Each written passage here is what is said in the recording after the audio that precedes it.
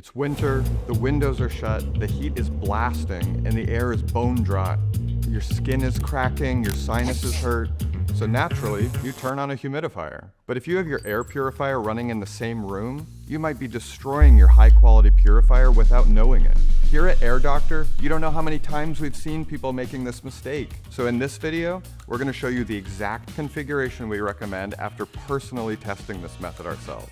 We like to call it the golden air rule of placement, so you can stay healthy without destroying your air purifier or compromising your indoor air quality.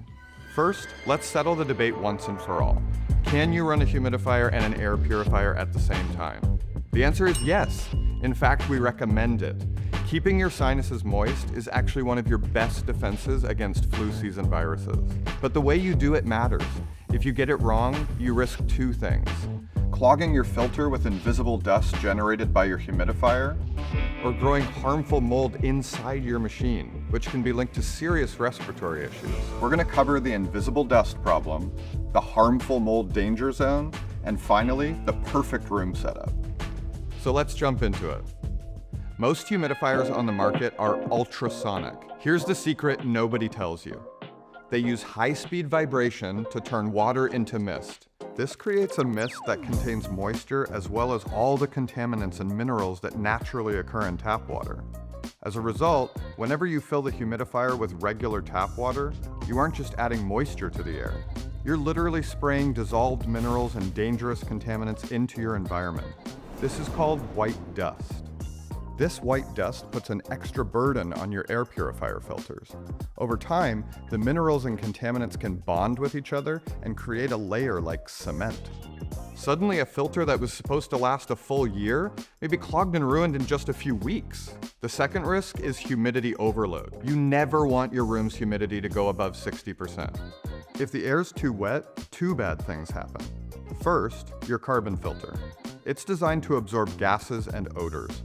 But if the air's too humid, you run the risk of saturating the carbon filter with water so it can't catch gases and odors anymore. Second is the mold risk. The Ultra HEPA filter captures particles including dust, pollen, smoke, and mold spores.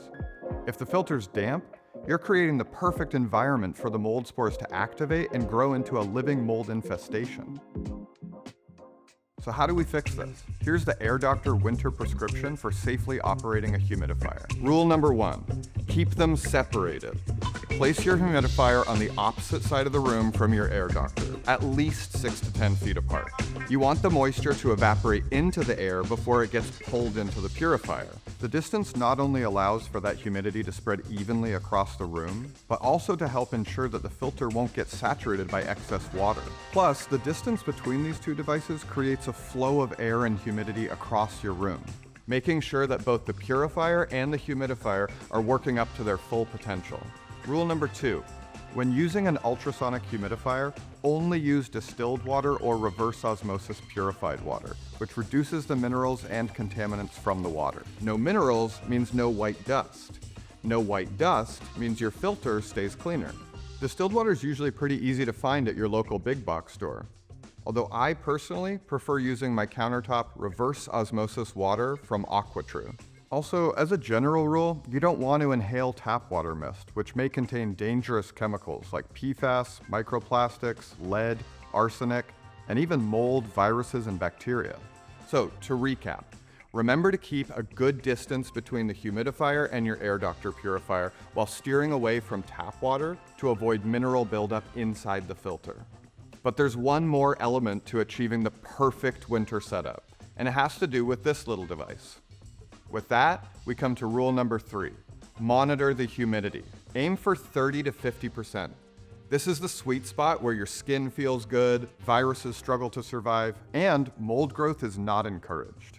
Remember that dry air makes your cilia, the tiny hairs inside your nose, stop moving, which makes you more susceptible to flu and cold viruses. Plus, some studies have shown viruses survive longer and travel further in dry air, which is the main reason why every winter coincides with peak flu season. So getting a humidifier is really beneficial. But when the air is too humid, things also turn for the worse. Dust mites don't drink water. They absorb moisture from the air. They thrive above 55% humidity.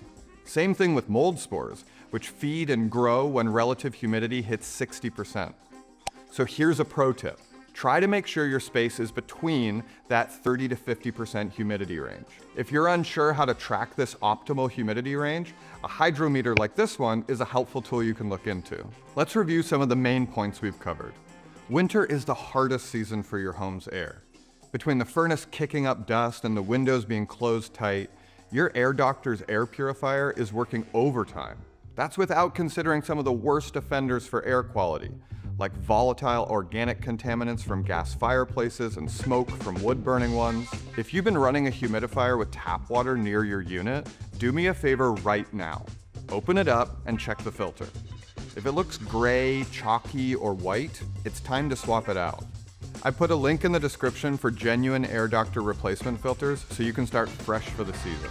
And hey, if you're wondering what the science behind premium air filtration looks like, we're testing that in the next video, so make sure you're subscribed.